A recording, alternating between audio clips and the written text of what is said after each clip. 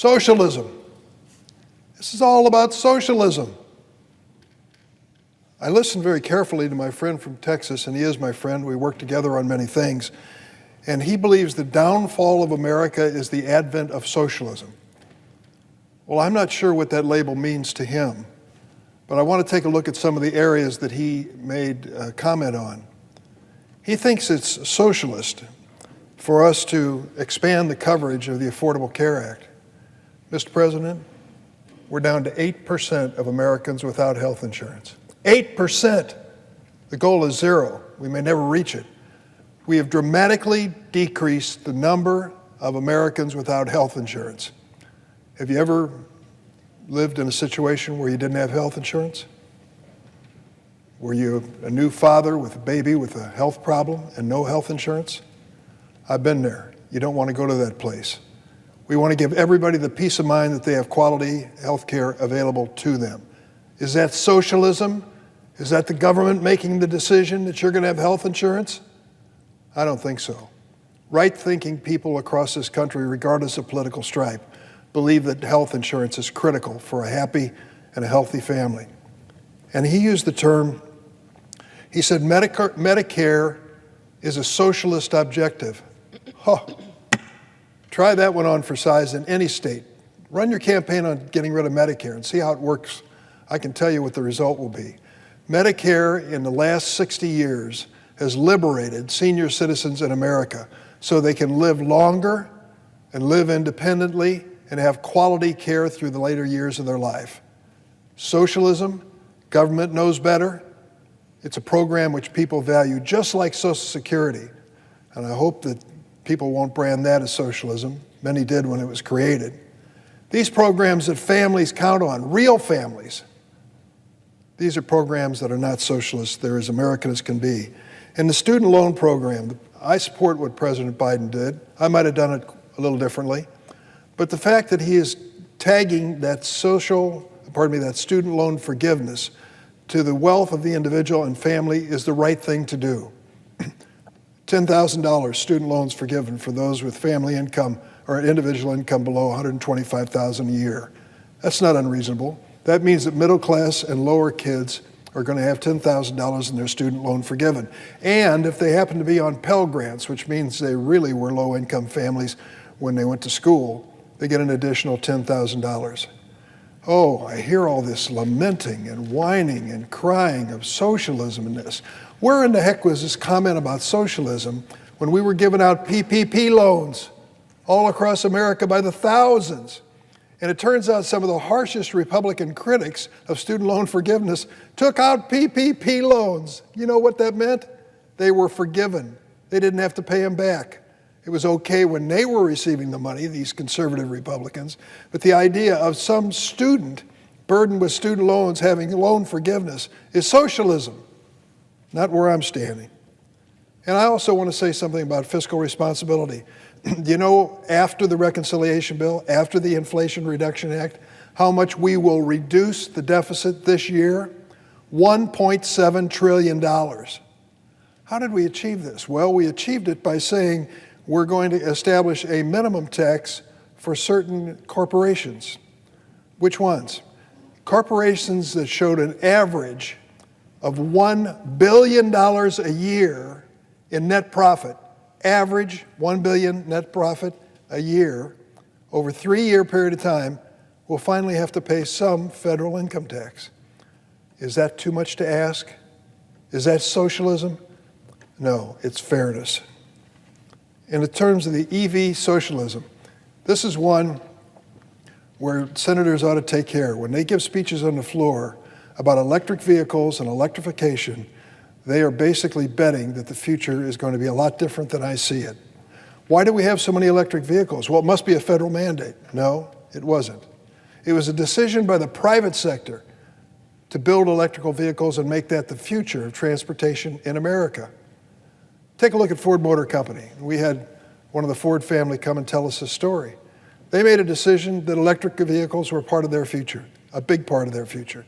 And they made a marketing move that I thought was genius. What were the first 2 vehicles they electrified and advertised? The Ford F-150 Lightning. The most popular pickup truck in America. A lot of white males drive those around. I'm sure the presiding officer knows a couple. I drive one myself. And they're going to electrify that vehicle, and they can't produce them fast enough to meet the demand. So the people who many Republicans feel are their natural allies on this subject are waiting in line to buy a Lightning, an F-150. And what was the other car that they were going to electrify? A Mustang. Well, I just want to tell you, certain age groups still dream about Mustangs. And I can remember in 1964 when they put them on the market for the first time. They're going to electrify them, and these cars are wildly popular. They can't build them fast enough. So the Republicans are betting that this is just a fad and it's going to go away. They are dead wrong on this. The private sector production of automobiles is moving toward electric vehicles in a big way, and it's going to happen. And I'd say to Republicans who believe this is pure socialism to have electric vehicles in our future, get out of the way, because those electric vehicles are going to run all over you in no time at all. Also, this idea of 87,000 IRS agents. This was invented by one senator who came to the floor and made his calculation. It's like death squads. They pick up a phrase and they say, this is the reality, 87,000 IRS agents. That isn't even close to the truth. What we know is this: the vast majority of Americans and American families pay their taxes legally on time, and they should be respected for doing that. What we're looking for are people who don't do that, either don't pay their taxes or don't pay what they owe. And those people are not accepting their fair share of responsibility for this nation's future. The IRS has been starved in the past of basic things, computerization, for example, and agents to do audits. But the president's made it clear that his target is never going to be working families. His target is those who are defying the law and defying the system of taxation. He believes they should pay their fair share, and I couldn't agree with him more. In terms of this idea that the socialist mantra is we know better, government knows better, it's interesting when it comes to personal liberty and freedom, and when you get in another area like reproductive freedom for women, exactly the opposite position is being taken by many people on the other side of the aisle. Here's the point I want to make. We considered the reconciliation bill just a few weeks ago. We had 41 straight roll calls. I know because I was on the floor for every one of them. And at the end of the day, we passed the reconciliation bill, Inflation Reduction Act. And what has happened since? Well, if you want to call it socialism, let me tell you what our socialist moves have done so far. Tomorrow, President Joseph Biden is going to New Albany, Ohio, to join the CEO of Intel in breaking ground on a new multi-billion-dollar semiconductor plant. It's one of the largest investments of its kind in American history, and it's going to create thousands of good-paying jobs, construction workers and engineers. Over the next decade, Intel plans to transform New Albany into one of the largest semiconductor manufacturing sites in the world. That's a big shift from the days when we shipped microchip production overseas to Asia. Socialism? Is this Joe Biden's brand of socialism? To open up a plant that finally is going to make computer chips, which are absolutely essential for the growth of our economy? And this investment in America's future was made possible by the CHIPS and Science Act. And I want to give credit where it's due. There were some Republicans who stepped forward and joined us in that effort. I wish there would have been more. I wish they all would have been with us on this effort. We believed, and the president backed us up, that if we were going to make this investment in semiconductor chips for our future, America was going to be there. I don't think that was inspired by socialism. That was inspired by common sense.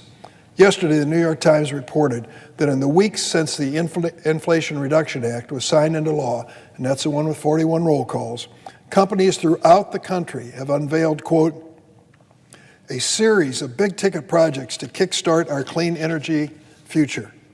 Socialism? A future that will be made in America by American workers? I'd like to remind everyone that we passed that law without a single Republican vote. Not one Republican senator would join us in this effort. Well, what's happened in the 4 weeks since we passed it? Well, Toyota announced it's going to invest billions of dollars in manufacturing batteries for those electric and hybrid vehicles here in America. That's happened since we passed the bill. One solar company, named First Solar, announced another $1 billion investment to build a new facility in the Southeast. Socialism? Honda, LG, Samsung, all of them announced billions of dollars in investments to make components for electric vehicles right here in America. In West Virginia, one company plans to build a nearly 500,000 square foot electric battery factory. And who's going to be working in it? Well, they're targeting laid off coal miners. They want to put them to work first. Socialism? Thanks to the Inflation Reduction Act, these jobs aren't going overseas anymore. They're staying right here in America. New manufacturing projects are lighting up across the country like a constellation of hope, marking a new era of renewal and renaissance for American families. And I'm glad to say a big piece of it's taken place in the Midwest.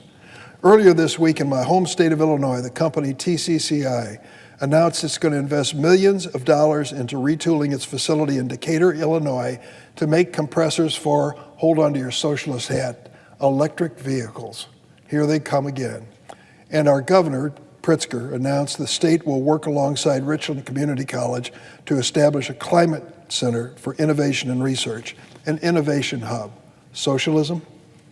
This is a chance for the Decatur community to play its part in electric vehicle revolution. And most importantly, once again, these investments are going to create good-paying jobs right here in America. Cities like Decatur, this is a lifeline. It wasn't that long ago the city was struggling with population decline. Now it's a new story. Under President Biden and a Democratic Congress, we're leaving no town behind. We're investing in the future of every community, from Chicago to Decatur. And in doing so, we're honoring America's history as a land of opportunity. There's a statue in downtown Decatur, Mr. President.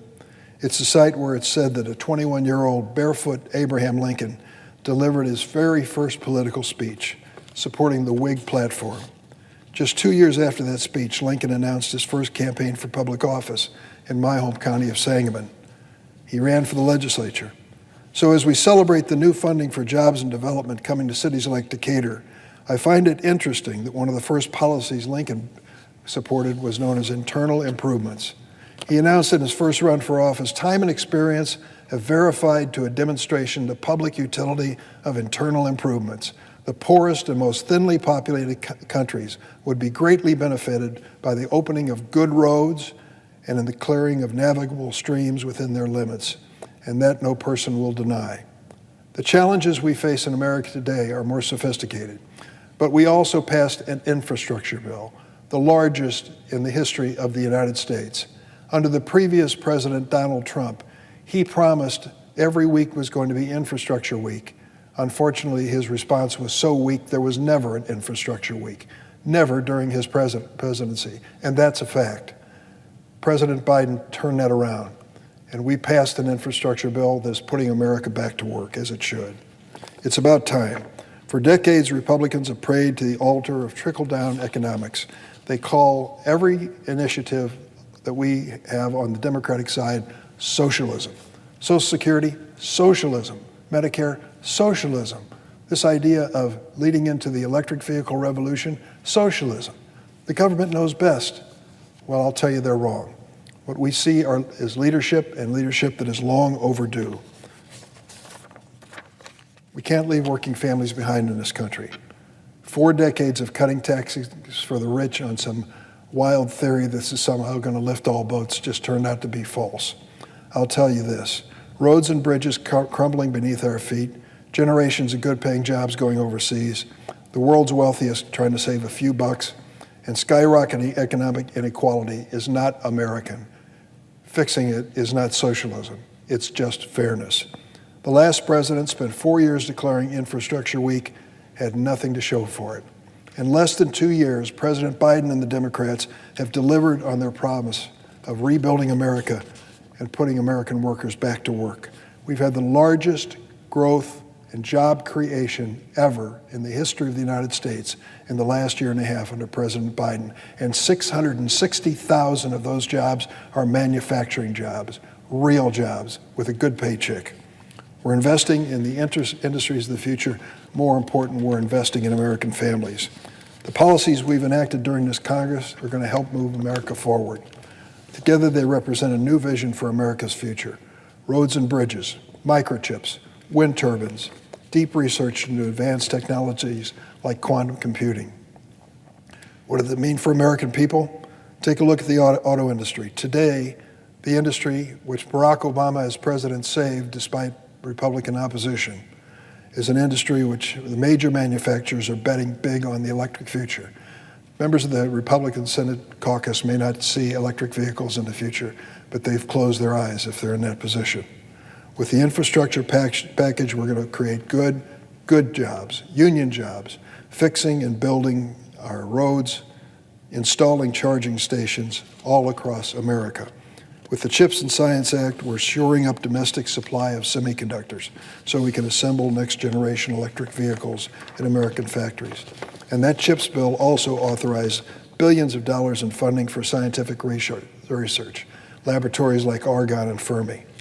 This research has the potential to unlock new discoveries in battery technology. Now with the Inflation Reduction Act, we're making life more affordable for working families. That's not just to bring down costs on prescription drugs and energy bills. It will help lower the cost of American-made electric vehicles so more families can buy one. This is the Democratic platform in action, building products and components we depend on here at home, pioneering technology breakthroughs to change the world, and leveling the economy so that every family has a fighting chance. Thanks to the policies we've passed so far under the Biden administration, we are rolling. And I do want to tell you this for the record, Mr. President. On my way to catch the plane at the airport in St. Louis earlier this week, I saw gasoline for sale at $3.46 a gallon. That's still high, but it's a heck of a lot better than the $5 plus we were paying just a few weeks ago. Is that socialism? I think it's a government at work, and this president has done everything he can to bring down the cost of living that families face. It is still a challenge. We haven't conquered it, but we're moving in the right direction, and this economy is moving in the right direction. I wish we could have had some Republican support for that effort. I yield the floor.